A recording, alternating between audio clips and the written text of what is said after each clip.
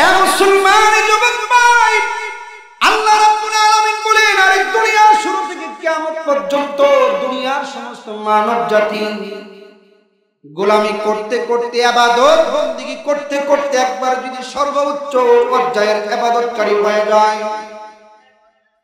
পৃথিবীর সমস্ত মানুষ যদি ইবাদত বندگی করতে করতে একবারে সর্বোচ্চ পর্যায়ের ইবাদতকারী হয়ে যায়, আল্লাহ বলেন তারপর আমি আল্লাহর গোলামির মধ্যে বিন্দু পরিমাণে বাড়বে না। কথা বলেন ঠিক কিনা? আর দুনিয়ার শুরু লগ্ন থেকে কিয়ামত পর্যন্ত সমস্ত মানব জাতি যদি আমি আল্লাহর নাফরমানি করতে করতে, আমি আল্লাহর নিমকারামি করতে করতে একবারে নিম্ন শ্রেণীর গুনাহগারে রূপান্তরিত নেয়, তারপর আমি আল্লাহ রাব্বুল আলামিনের ক্ষমতার মধ্যে বিন্দু পরিমাণে কমবে না। কথা বলেন ঠিক কিনা? এই জন্য মুসলমান বলতেছিলাম, ধর্ম বলা হয়, উপদেশ বলা হয় নিজের স্বার্থবিহীন, বান্দার স্বার্থ উদ্ধারের জন্য। বান্দার আসল বাড়ি বান্দাকে জান্নাতে পৌঁছাবার জন্যই আল্লাহ এই ধর্ম করেছেন। কথা বলেন ঠিক কিনা? আমার আপনার আসল বাড়ি কিন্তু এই দুনিয়া না, আমার আপনার আসল বাড়ি হলো জান্নাত। কথা বলেন ঠিক কিনা? কারণ আমাদের বাবা আদমকে আল্লাহ রাব্বুল আলামিন জান্নাতে সৃষ্টি করেছিল। বাবা আদমের ডান পাজরের হাড় থেকে মা হাওয়াকে আল্লাহ সৃষ্টি করেছিল। দুইজনকে জান্নাতে থাকতে দিল, শয়তানের ধোঁকায় পড়ে, নফসের ধোঁকায় পড়ে ভুল করার কারণে দুনিয়ার জমিনে আসা লাগলো। কথা বলেন ঠিক কিনা? কিন্তু আমাদের মূল বাবার বাড়ি কোথায়? জান্নাত। আমরা যেহেতু বাবার সন্তান, তাই উত্তরাধিকারী হিসাবে আমাদের প্রত্যেক সম্পত্তি জান্নাত, আমার আপনার জান্নাত কামাই করা লাগবে। কথা বলেন ঠিক কিনা? এই দুনিয়া আসল জায়গা না, আসল বাড়ি না। এই জন্য বান্দার স্বার্থবিহীন, বান্দার আসল বাড়ি বান্দাকে জান্নাতে পৌঁছাবার জন্য আল্লাহ এই ধর্ম করেছেন। কথা বলেন ঠিক কিনা? আওয়াজ দিয়ে বলেন ঠিক কিনা? এ মুসলমানি যুবক, এখন প্রশ্ন হয় যে সবাই তো ধর্ম বলে, হিন্দুরাও ধর্ম বলে, বৌদ্ধরাও ধর্ম বলে, খ্রিস্টানরাও ধর্ম বলে, শিখ ধর্মাবলম্বী যারা আছে তারাও ধর্ম বলে, আমরা মুসলমান আমরাও ধর্ম বলি। এ মুসলমান যুবক, তাইলে আল্লাহ রাব্বুল আলামিনের কাছে মনোনীত ধর্ম কি, গ্রহণযোগ্য ধর্ম কি? আল্লাহ রাব্বুল আলামিন পবিত্র কোরআনের সূরা আল ইমরানের 19 নম্বর আয়াতের মধ্যে বলেন, ইন্নাদ-দীনা ইনদাল্লাহিল ইসলাম। আমি আল্লাহ রাব্বুল আলামিনের কাছে একমাত্র পছন্দনীয় ধর্ম হচ্ছে ইসলাম। জোরে বলেন সুবহানাল্লাহ। এ মুসলমান যুবক ভাই, তো এখন আরেকটা প্রশ্ন হয়, দুনিয়ার জমিনে যে আরো অন্য অন্য ধর্ম আছে, ওই ধর্মগুলা কি ধর্ম নয়?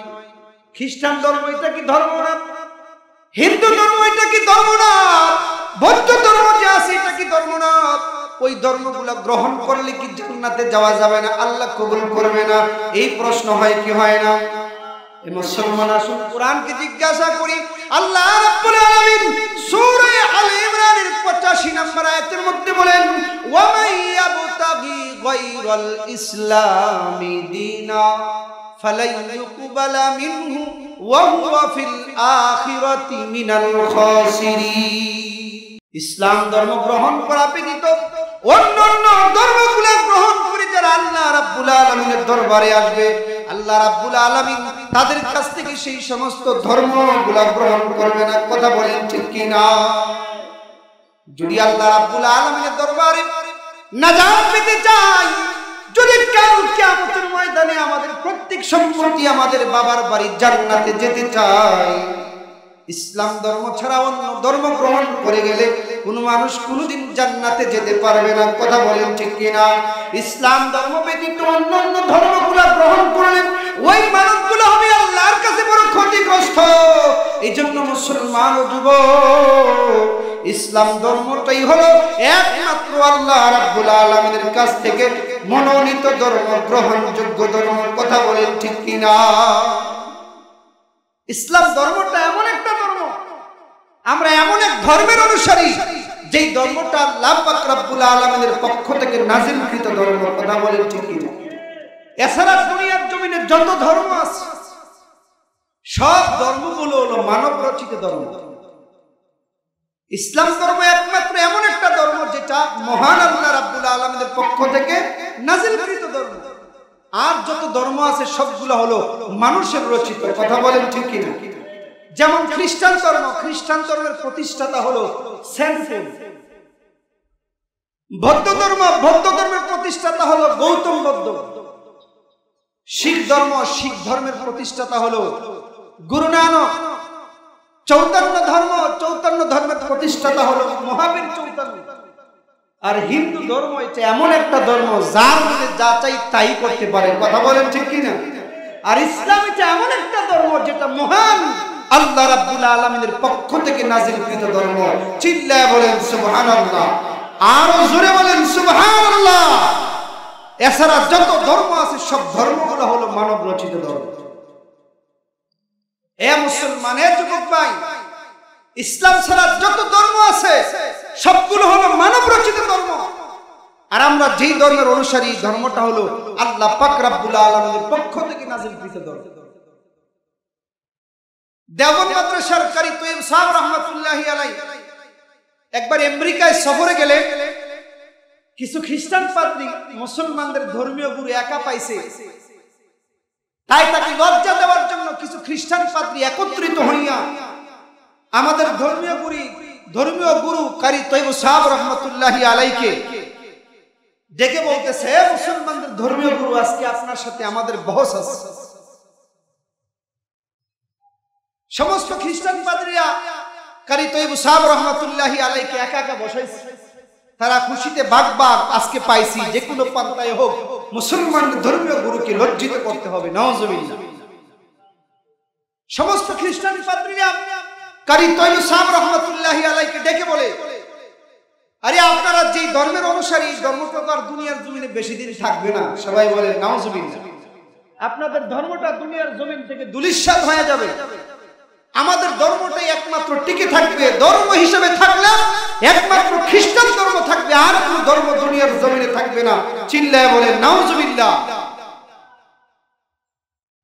কারণ আমাদের ধর্ম তার প্রচার প্রসার করার জন্য টাকা পয়সার অভাব নাই, ব্যাংক ব্যালেন্সের অভাব নাই। কোটি কোটি মিলিয়ন মিলিয়ন টাকা আমাদের আছে, আমরা আমাদের ধর্মের জন্য ব্যয় করতে পারি, খরচ করতে পারি। আর তোমাদের ধর্ম প্রচার প্রসার করার জন্য কোনো ব্যাংক ব্যালেন্স নাই, টাকা পয়সা নাই। অতএব দুনিয়ার জমিনে যদি কোনো ধর্ম থাকে তাহলে আমাদের ধর্মটাই থাকবে। তোমাদের ধর্মটা দুনিয়ার জমিন থেকে ধূলিসাৎ হয়ে যাবে। মুসলমানের জবাব বলতেছিলাম, আমাদের ধর্মটা যেমন আল্লাহ রাব্বুল আলামিনের পক্ষ থেকে নাজিলকৃত ধর্ম, আমাদের ধর্মটা হলো জিন্দা ধর্ম, তাদের ধর্মটা হলো মুর্দা ধর্ম।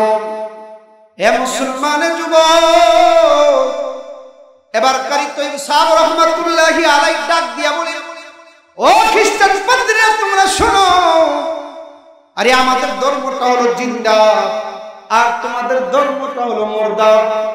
জিন্দা ধর্ম চলতে গেলে টাকা লাগে না, ব্যাংক ব্যালেন্স লাগে না, দান্দাবাজি লাগে না। আমাদের ধর্মটা এমনি এমনি কিয়ামত পর্যন্ত টিকে থাকবে। আর তোমাদের ধর্মটা হলো মুর্দা ধর্ম, চালাইতে গেলে টাকা লাগে, অপরের সহযোগিতা লাগে। কি বলেন ঠিক কিনা? তোমরা যদি তোমাদের ধর্মটা দুনিয়ার জমিনে টিকিয়ে রাখতে চাও, ব্যাংক ব্যালেন্স ছাড়া, টাকা পয়সা ছাড়া, দান্দামি ছাড়া তোমরা কোনোদিন তোমাদের ধর্মটা দুনিয়ার জমিনে টিকিয়ে রাখতে পারবা না। কথা বলেন ঠিক কিনা? আরো জোরে বলেন ঠিক কিনা?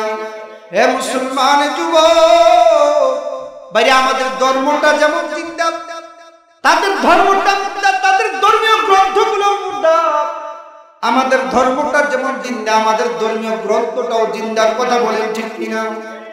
পৃথিবীর বুকে আর এমন কোন গ্রন্থ নাই যেই গ্রন্থকে প্রশ্ন করলে উত্তর পাওয়া যায়।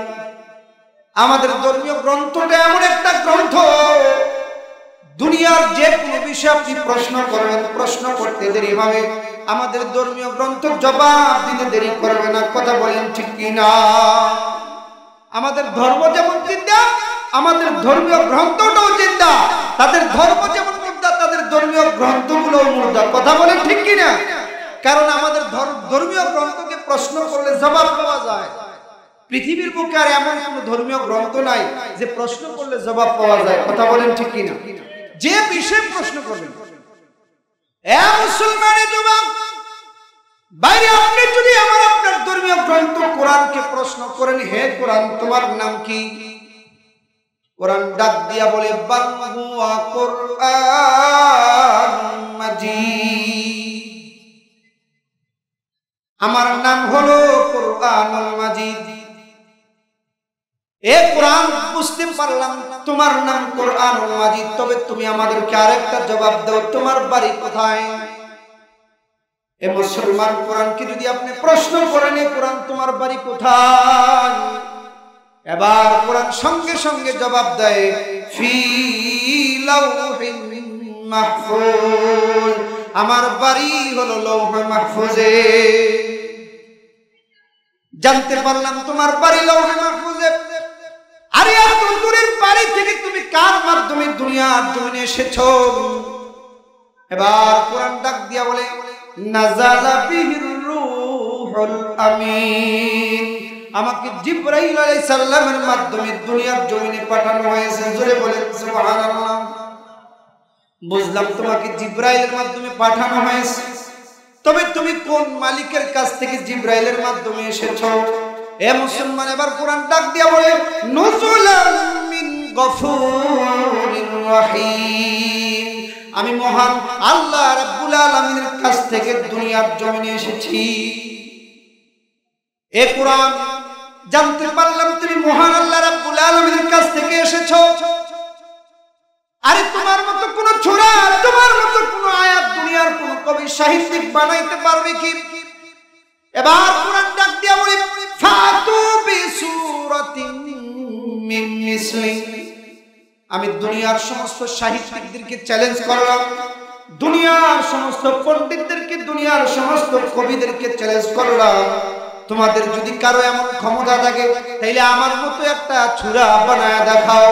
এই কোরআন, জানতে পারলাম তোমার মতো কোন সূরা দুনিয়ার কোন কবি সাহিত্যিক বানাইতে পারবে না। এবার তোমার কাছে জানার একটা বিষয় আছে, তোমার মধ্যে কি কোনো সন্দেহ আছে নাকি? এবার কোরআন ডাক দিয়া বলে যালিকাল কিতাবু লা রাইবা ফি, আমি এমন একটা ধর্মীয় গ্রন্থ, আমি এমন একটা সংবিধান যে আমার মধ্যে বিন্দু পরিমাণে সন্দেহ নাই। জোরে বলেন সুবহানাল্লাহ। এ কোরআন জানলাম তোমার মধ্যে কোনো সন্দেহ নাই, তুমি কি সব সমস্যার সমাধান দিতে পারো কি? এ মুসলমান, এবার কোরআন ডাক দিয়া বলে তানাজ্জালনা আলাইকাল কিতাবা লিতুবাইয়িনা লিকুল্লি শাই, আমি সব সমস্যার সমাধান দিতে পারি। জানলাম, বুঝলাম তুমি সব সমস্যার সমাধান দিতে পারো, তুমি কি সব সমস্যার সমাধান দিতে যথেষ্ট কিনা, না কারো সাহায্য লাগে? হে মুসলমান, এবার কোরআন ডাক দিয়া বলে তাবারাকাল্লাযী নাযালাল ফুরকানা আলা আবদিহি লিয়াকুনা লিল আলামিনা নাযীরা, আমি এমন একটা সংবিধান, এমন একটা ধর্মীয় গ্রন্থ, আমি সব সমস্যার সমাধান দিতে যথেষ্ট, কারো সহযোগিতা লাগে না। চিল্লায়া বলেন সুবহানাল্লাহ। জানলাম তুমি সব সমস্যার সমাধান দিতে যথেষ্ট। এ কোরআন, আমি তো এবার তোমাকে ধরতে চাই, আমি কিভাবে ধরো? কোরআন ডাক দিয়া বলে সাবধান সাবধান, ইচ্ছা করলে তুমি আমাকে ধরতে পারবে না। লা ইয়ামাসসুহু ইল্লাল মুতাহহারুন, যতক্ষণ না পর্যন্ত তুমি পবিত্রতা গ্রহণ করবে, যতক্ষণ না পর্যন্ত তুমি নিজে পবিত্র না হবা, ততক্ষণ পর্যন্ত তুমি আমি কোরআনকে স্পর্শ করতে পারবা না। এ কোরআন জানলাম তোমাকে ধরতে গেলে পবিত্র হওয়া লাগে। কিভাবে পবিত্র হব? এবার কোরআন ডাক দিয়া বলে ফাগসিলু বুজুহাকুম ওয়া আইদিয়াকুম ইলাল মারাফিক, তুমি ওযু করো, হাত ধুতে করো, মুখ ধুতে করো, পা ধুতে করো, পবিত্র হও, তারপরে আমি কোরআনকে স্পর্শ করো। এ কোরআন জানলাম এভাবে পবিত্র হওয়া লাগে। তবে আমি তো অসুস্থ, আমার গায়ে পানি লাগাইতে পারি না, এখন কি করব? এ মুসলমানের যুবক ভাই, আবার কোরআন ডাক দিয়া বলে ফাতায়াম্মামু সাঈদান তাইয়্যিবা, কোনো সমস্যা নাই, যদি তুমি পবিত্র হতে গিয়ে তোমার শরীরে পানি লাগাইতে না পারো, অন্য ব্যবস্থা আছে, মাটি দ্বারা তায়াম্মুম করে পবিত্র হও, তারপরে তুমি আমি কোরআনকে স্পর্শ করো। জোরে বলেন সুবহানাল্লাহ। হে কোরআন, আমি এবার পবিত্র হইলাম, আমি তোমাকে পড়তে চাই, তুমি সহজ না কঠিন। এবার কোরআন ডাক দিয়া বলে ওয়ালাকাদ ইয়াসসারনাল কুরআনা লিযিকর ফাহাল মিন মুদাক্কির। আমি এমন একটা গ্রন্থ যে কেউ একটু চেষ্টা করলে আমি কোরআনকে পড়তে পারি। আমি কোরআন কোনো কঠিন না, আমি সবার জন্য বড় সহজ। চিল্লায় বলেন সুবহানাল্লাহ। এ কোরআন জানতে পারলাম তুমি সহজ, এবার তো আমি তোমাকে পড়তে চাই। কোরআন ডাক দিয়ে বলে আরে না, পড়ার আগে একটা কাজ আছে। ফাস্তাইজ বিল্লাহ, তুমি আল্লাহর কাছে আশ্রয় প্রার্থনা করো, তারপরে আমি কোরআনকে পড়ো। এ কোরআন আমি আল্লাহর কাছে আশ্রয় প্রার্থনা করলাম, এবার আমি কোরআন কার নামে পড়ব? এই কোরআন যে আমি পড়ব, কার নামে কোরআন পড়ব? কোরআন ডাক দিয়া বলে ইকরা বিসমি রাব্বিকাল্লাযী খলাক। তুমি পড়ো তোমার প্রভুর নামে। চিল্লা বলেন সুবহানাল্লাহ। এই মুসলমানের যুবক শুধু তাই নয়, যে বিষয়ে আপনি কোরআনকে প্রশ্ন করবেন, প্রশ্ন করতে দেরি হবে, আমার আপনার কোরআন জবাব দিতে দেরি করবে না। কথা বলেন ঠিক কিনা? আমাদের ধর্ম যেমন জিন্দা, আমাদের ধর্মীয় গ্রন্থটাও জিন্দা। তাদের ধর্ম যেমন মুর্দা, তাদের ধর্মীয় গ্রন্থগুলো মুর্দা। কথা বলেন ঠিক কিনা? এ মুসলমানের যুবক ভাই, শুধু তাই নয়, এবার যদি কোরআনকে প্রশ্ন করে নি, কোরআন তোমার কাছে আরেকটা বিষয় জানার আছে, জানতে চাই। বিষয়টা হলো তুমি আমাদেরকে বলে দাও, এ কোরআন তুমি আমাকে বলে দাও, এই দুনিয়ার জমিনে আমাদেরকে কে বানাইছে? এই মুসলমান এবার কোরআন ডাক দিয়া বলেন আল্লাযী খালাকাস সামাওয়াতি ওয়াল আরদি ফি সিত্তাতি আইয়াম। যে আল্লাহ রাব্বুল আলামিন সাত আসমান সাত জমিন 6 দিনে বানাইছে, ওই আল্লাহ তাআলাই তোমাকে দুনিয়ার জমিনে সৃষ্টি করে পাঠাইছে। জোরে বলেন সুবহানাল্লাহ। চিল্লায়া বলেন সুবহানাল্লাহ। এ বাবা বলতেছিলাম, আমাদের ধর্ম যেমন জিন্দা, আমাদের ধর্মীয় গ্রন্থটাও জিন্দা। তাদের ধর্ম যেমন মুর্দা, তাদের ধর্মীয় গ্রন্থ মুর্দা। আমাদের গ্রন্থ এটা এমন একটা গ্রন্থ, যে বিষয়ে প্রশ্ন করবেন, প্রশ্ন করতে দেরি হবে, জবাব দিতে দেরি করবে না। কথা বলেন ঠিক কিনা? সব সমস্যার সমাধান দিতে পারে আল কোরআন। কথা বলেন ঠিক কিনা? আওয়াজ দিয়ে বলেন, সব সমস্যার সমাধান দিতে পারে আল কোরআন। সব সমস্যার সমাধান দিতে পারে আল কোরআন। কথা বলেন ঠিক কিনা? সমাধান চাও যদি জীবনে মরণে, খুঁজে নাও ফিরে যাও চোখ রাখো কোরআনে। সমাধান চাও যদি জীবনে মরণে, খুঁজে নাও ফিরে যাও চোখ রাখো কোরআনে। তবেই পাবে সুখ শান্তির ঠিকানা, তবেই পাবে সুখ শান্তির ঠিকানা, যদি মেনে নাও তুমি মনে প্রাণে। কথা ঠিক কিনা? যদি মেনে নাও তুমি মনে প্রাণে। সমাধান, সমাধান চাও যদি জীবনে মরণে, খুঁজে নাও ফিরে যাও চোখ রাখো কোরআনে। এ তো চির অম্লান চির মতির ডাক, এ যে মহাবাণী খোদারি কালামে পাক। এ তো চির অম্লান চির মতির ডাক, এ যে মহাবাণী খোদারি কালামে পাক। এই দুনিয়ায় আর সেই দুনিয়া, এই দুনিয়ায় আর সেই দুনিয়া, রক্ষা পাবে তুমি দু জাহানে। কথা ঠিক কিনা? রক্ষা পাবে তুমি দু জাহানে। সমাধান, সমাধান চাও যদি জীবনে মরণে, খুঁজে নাও ফিরে যাও চোখ রাখো কোরআনে।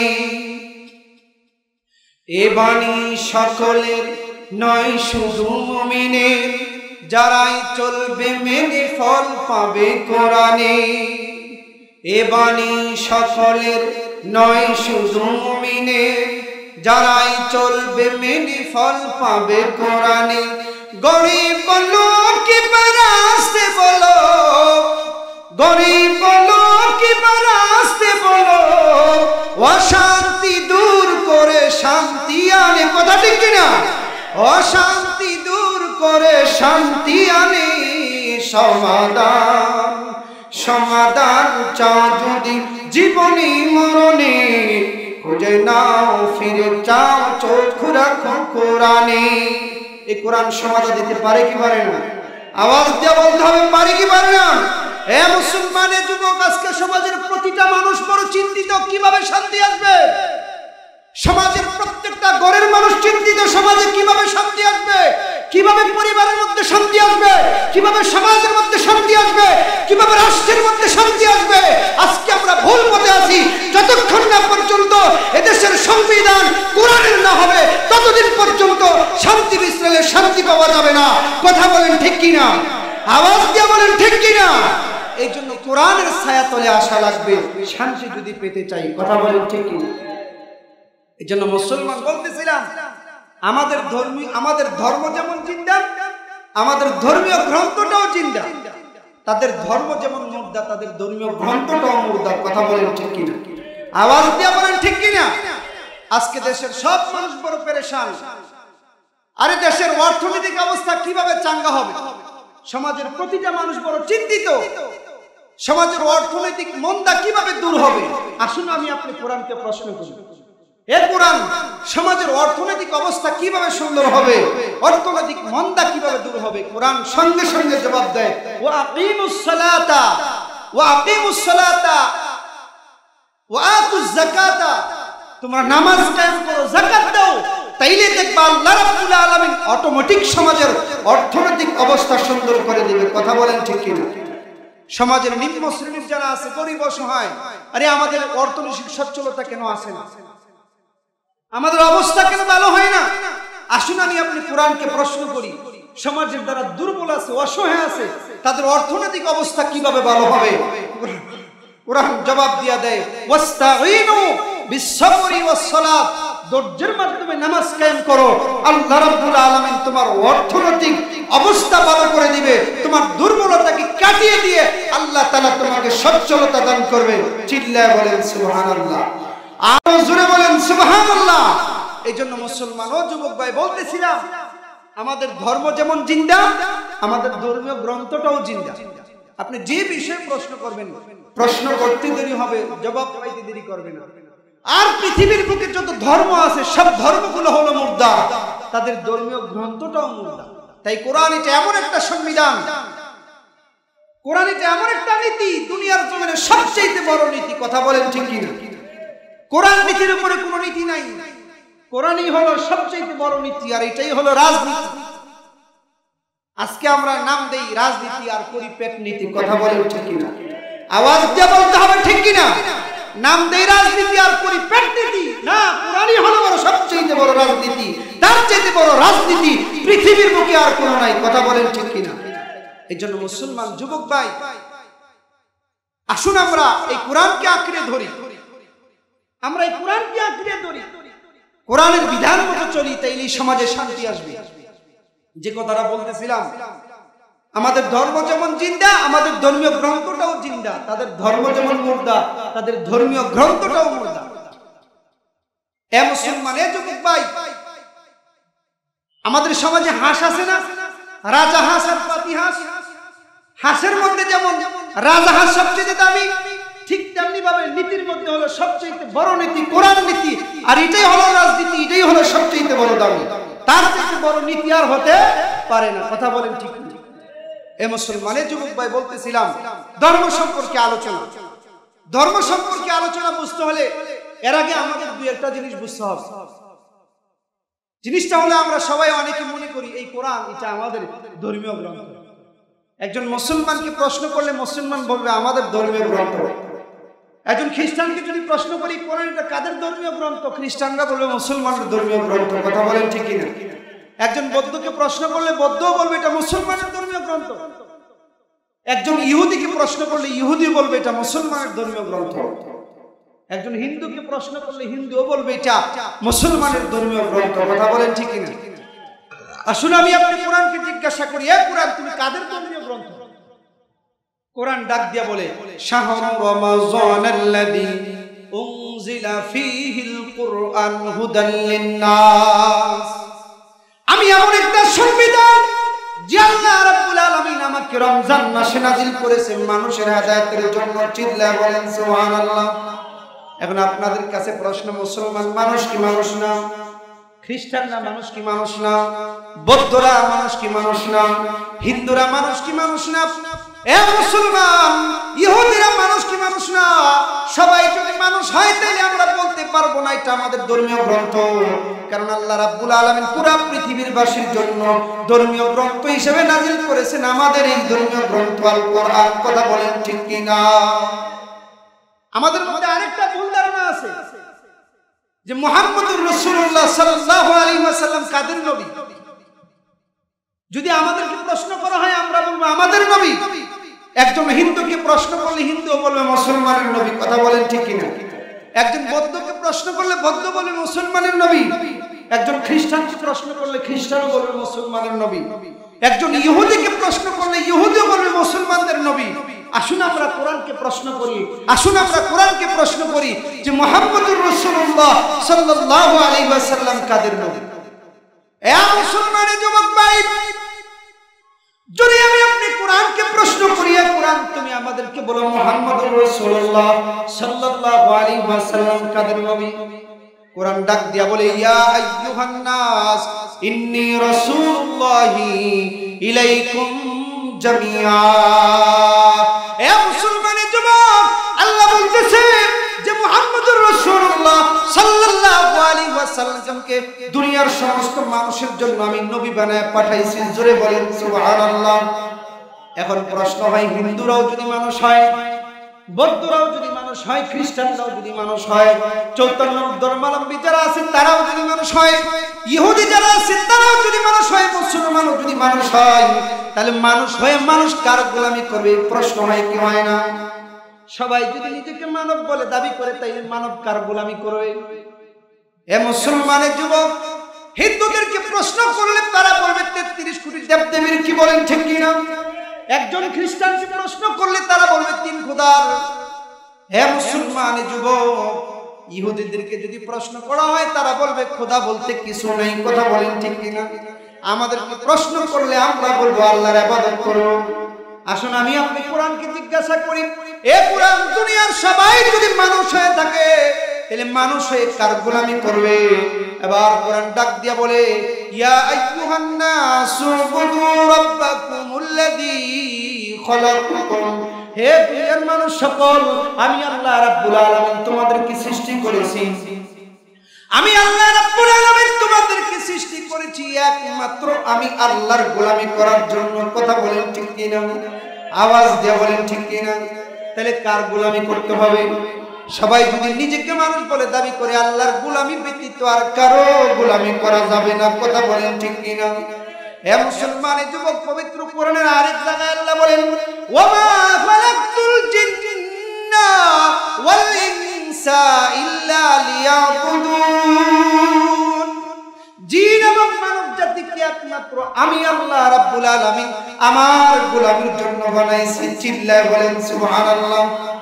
এ মুসলমানের যুবক ভাই, হিন্দুরা যদি নিজেকে মানুষ বলে দাবি করে আল্লাহর গোলামি করতে হবে, খ্রিস্টানরা যদি নিজেকে মানুষ বলে দাবি করে আল্লাহর গোলামি করতে হবে, বৌদ্ধরা যদি নিজেকে মানুষ বলে দাবি করে আল্লাহর গোলামি করতে হবে, যারা ইহুদি আছে নিজেকে মানুষ বলে দাবি করলে আল্লাহর গোলামি করতে হবে। কথা বলেন ঠিক কি না? এখন আসুন আমি আপনি কোরআনকে প্রশ্ন করি, নিজেকে মানুষ বলে দাবি করলো, নিজেকে মানবের সন্তান বলে দাবি করলো, কিন্তু আল্লাহর গোলামি করলো না, তাইলে কি তাদেরকে মানুষ বলা যাবে? নিজেকে মানুষ বলে দাবি করেছে কিন্তু আল্লাহর গোলামির দ্বারে কাছে নাই, 5 ওয়াক্ত মসজিদের মধ্যে নাই, হালাল হারামের পার্থক্য নাই, সুদ ঘুষ অবাধে খায় কোনো খবর নাই, আল্লাহর গোলামি ভিতরে নাই, জুলুম নির্যাতনের অভাব নাই, চুরি বাটপারির অভাব নাই, চুগলখড়ি গীবত শাকাত যা আছে 24টা ঘন্টা করে নিজের ইচ্ছা মতো দুনিয়ার হায়াত চালায়, আল্লাহর গোলামির দ্বারে কাছে নাই। বাস্তবে তো অসুস্থ না, বড়ই সুস্থ, কিন্তু আল্লাহর গোলামির মধ্যে দেয় না। গান বাজনার মধ্যে লাগাই দিলে 24 ঘন্টা নাচতে পারে, গীবত শাকার মধ্যে লাগাই দিলে 24টা ঘন্টা লাগাই দিলে গীবত শাকাত করতে পারে, অন্যায় অবিচারের মধ্যে লাগাই দিলে অন্যায় ভাবে জুলুম নির্যাতন করতে পারে। আল্লাহর গোলামের দ্বারে কাছে নাই। ওই মানুষগুলাকে কি মানুষ বলা যাবে? নিজেকে মানুষ বলে দাবি করলো, মানবের সন্তান বলে দাবি করলো। এ মুসলমানের যুবক, নিজেকে মানুষ বলে দাবি করে কিন্তু আল্লাহর গোলামি করে না, তাদেরকে মানুষ বলা যাবে কি যাবে না? আসুন কোরআনকে প্রশ্ন করি। কোরআন ডাক দিয়া বলে না, যারা নিজেকে মুসলমান বলে দাবি করে, যারা নিজেকে মানুষ বলে দাবি করে কিন্তু আল্লাহর গোলামের দ্বারে কাছে নাই, ওইগুলাকে যদিও রক্ত মাংসে মানুষ দেখা যায়, ওগুলা আমি আল্লাহ রাব্বুল আলামিনের দরবারে মানুষ না। উলাইকা কাল্লানা, ওইগুলা দেখতো যদি মানুষের মতো দেখা যায়, কিন্তু আমি আল্লাহর কাছে ওই মানুষগুলা শৃগাল কুকুরের চাইতে নিকৃষ্ট। নিজেকে মানুষ বলে দাবি করলো কিন্তু আল্লাহর গোলামি করলো না। তুমি যতই নিজেকে সম্মানী দাবি করো না কেন, তুমি যতই নিজেকে সমাজের ভালো মানুষ মনে করো না কেন, আল্লাহ তো তোমাকে মানুষই বলে না। কথা বলেন ঠিক কিনা? আওয়াজ দিয়ে বলেন ঠিক কিনা? এই জন্য মুসলমান ও যুবক ভাই, আজকে যদি আমি বলতে যাই তুমি একটা কুকুর, দেখবেন আমার উপর লাঠি সেটা নিয়ে আসবে মারার জন্য। আজকে আমি যদি বলি তুমি একটা কুকুরের চাইতে খারাপ, তা আমার উপর চতুর্দিক দিয়ে আক্রমণ আসবে। আর যে আল্লাহ নিজে বানাইছে আশরাফুল মাখলুকাত হিসাবে, যে আল্লাহ নিজে বানাইছে, যেটা আমার বান্দা আশরাফুল মাখলুকাত, সে আল্লাহ নিজেই বলে উলাইকা হুমুল জাহিলুন উলাইকা কাল আনআম বাল হুম আদল, এগুলো শৃগাল কুকুরের চাইতে খারাপ। নাউজুবিল্লাহ। এই জন্য মুসলমান ও যুবক ভাই, নিজেকে তো মানুষ বলে দাবি করি কিন্তু আল্লাহর গোলামের দ্বারে কাছে নেই। দেহে ক্ষমতা আছে, শক্তি আছে, গান বাজনার পিছনে লাগাই দিলে 2-3 ঘন্টা এমনি নাস্তারে কোনো কষ্ট লাগে না। কিন্তু মসজিদের মধ্যে আইসা জোহরের 4 রাকাত নামাজ ফরজ আদায় করতে তার বড় কষ্ট লাগে। কথা বলেন ঠিক কিনা? আওয়াজ দিয়ে বলেন ঠিক কিনা? আল্লাহ বলেন এগুলো রক্ত মাংসে মানুষের মতো দেখা গেলেও আমি আল্লাহর কাছে মানুষ হতে পারে নাই। কথা বলেন ঠিক কিনা? এ মুসলমান, এ যুবক ভাই, বলতেছিলাম যে আমাদের ধর্ম এটা এমন একটা ধর্ম, যেই ধর্মটা আল্লাহ পাক রব্বুল আলামিনের পক্ষ থেকে নাযিলকৃত ধর্ম। আর দুনিয়ার জমিনে যত ধর্ম আছে সবগুলো হলো মানব রচিত ধর্ম। ইসলাম ধর্ম শিক্ষা দেয় আল্লাহর গোলামি করতে হবে। ইসলাম ধর্ম শিক্ষা দেয় কোনো মূর্তির দেবদেবীর পূজা করা যাবে না, তিন খোদার পূজা করা যাবে না।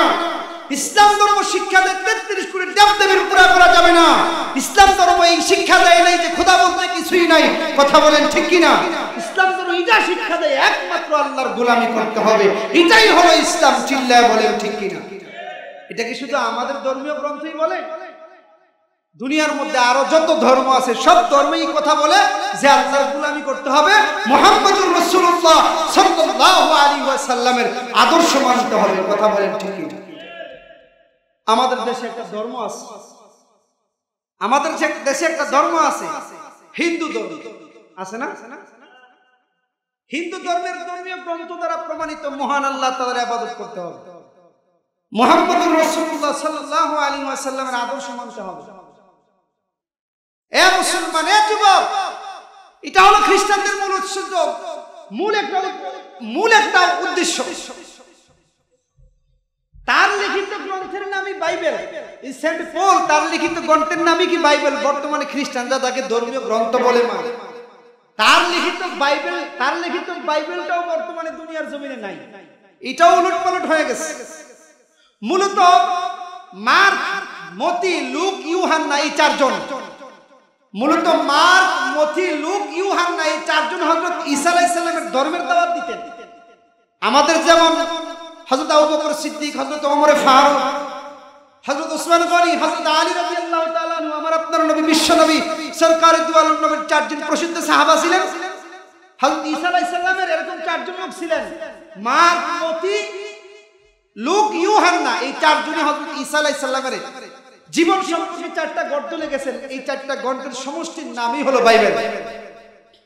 তার সাথে লুকের লেখা প্রেরিত, ইউহান্নার লেখা আরো 14টি চিঠি এবং মথির লেখা আরো 8টি চিঠি, এই মোট 27টা চ্যাপ্টার।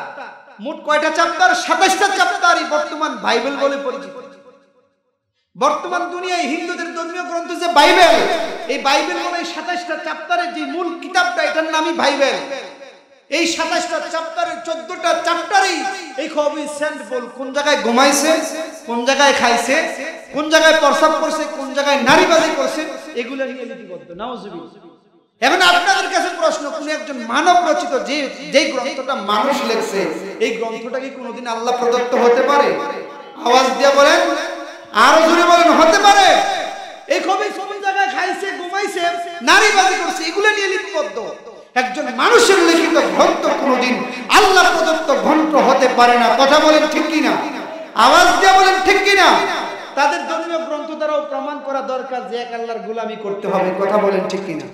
তাদের ধর্মীয় গ্রন্থ দ্বারাও প্রমাণ করা দরকার এক আল্লাহর গোলামি করতে হবে। হুজুর আয়েশা বলার সময় নেই, যদি আল্লাহ আবার কোনদিন সুযোগ দান করে, খ্রিস্টানদের ধর্মীয় গ্রন্থ দ্বারা প্রমাণিত আল্লাহর গোলামি করতে হবে, বৌদ্ধদের ধর্মীয় গ্রন্থ দ্বারা প্রমাণিত আল্লাহর গোলামি করতে হবে, হিন্দুদের ধর্মীয় গ্রন্থ দ্বারা প্রমাণিত আল্লাহর গোলামি করতে হবে। ইনশাআল্লাহ আল্লাহ যদি কোনদিন সুযোগ দান করে আপনাদেরকে শোনাবো। মা তাওফীক ইল্লা বিল্লাহ।